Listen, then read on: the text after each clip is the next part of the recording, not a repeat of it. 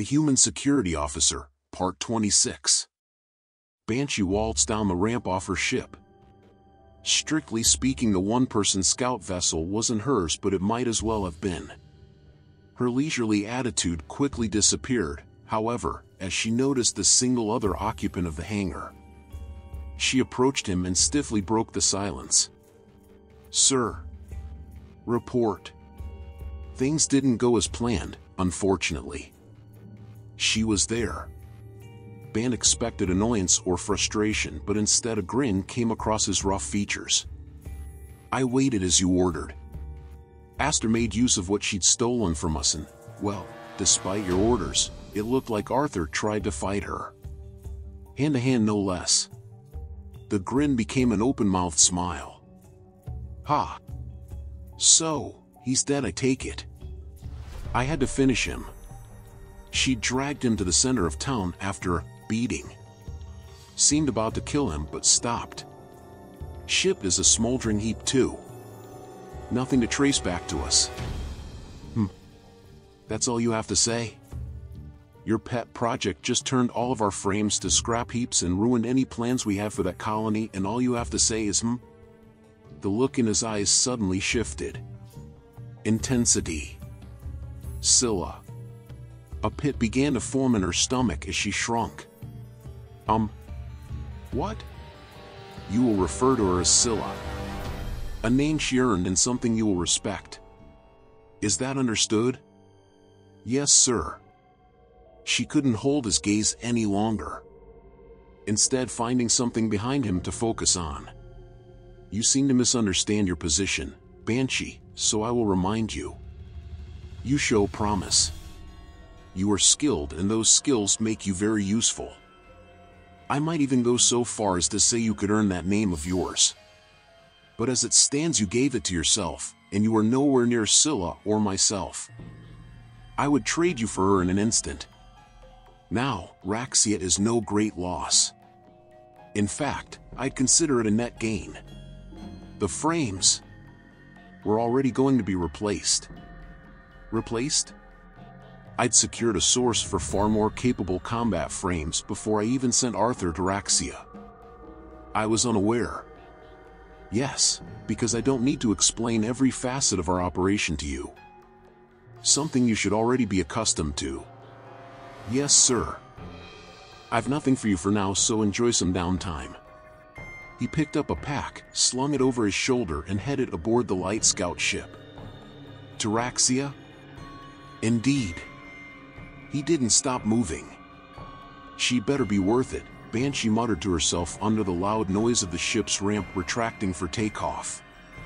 The Blue Nebula's business on the colony was finished, and she was ready to head off. Gareth and Tunny T had taken their places. Deeg sat in his captain's chair.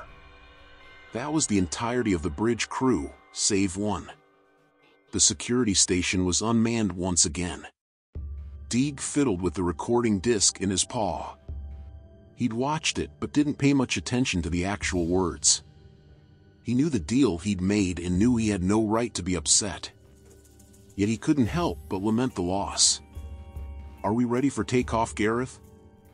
It would seem so, Captain. Where to? We'll make for the closest station in Terran space. Penn said something about a military liaison that can put us into contact with the proper people. Understood. The bridge sat in silence. No one moved. Tunny T? Deeg said. HM? Oh, yes.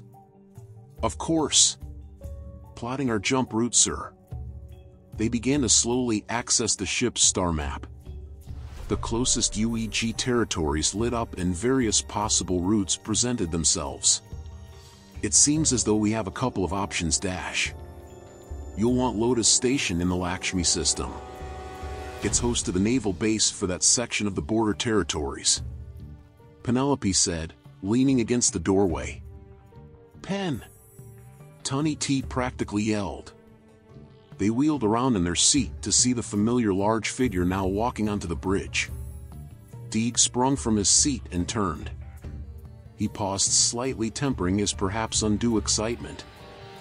you're here to join us? Indeed I am. She smiled shyly, scratching her head. Not that I'm upset by any means, quite the opposite, but what made you change your mind? Look, it's still not a permanent thing, okay? I just can't leave the weapons and such. They're dangerous.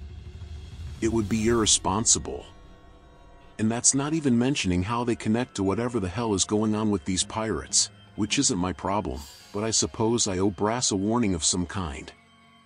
Deed took a second to connect her reference of metal alloy to its intended meaning, but got there. The Corval version of a smile came to his face, a raising of eyebrows mostly.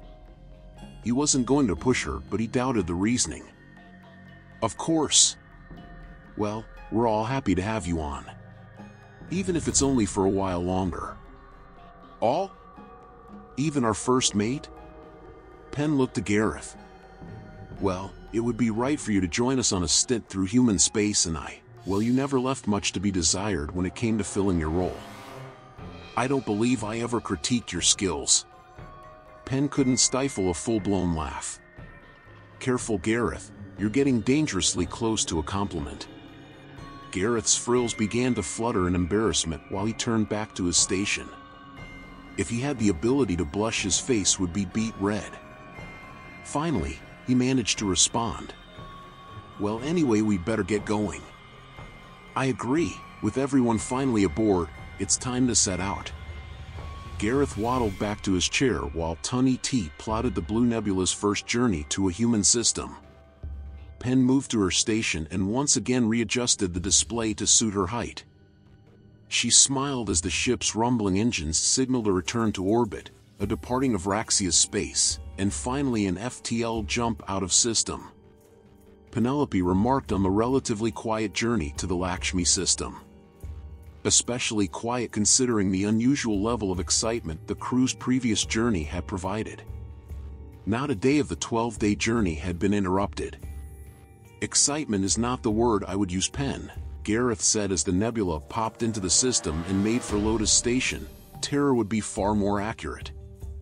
Ah, come on, you can't say it's something you'll soon forget. No, that's for certain, no matter how much I might prefer that. The ship cut through a few outer planets' orbital paths before making it to the mineral-rich host planet of Lotus Station and the accompanying naval yard. The station itself seemed fairly bare bones to the bridge crew. Humanity isn't totally lost for aesthetics, but this is a military installation, so you may find things a little more essentialist here compared to a trade hub or colony.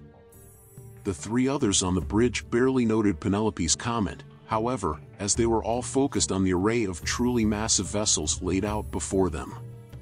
Many were in dry docks and undergoing repair.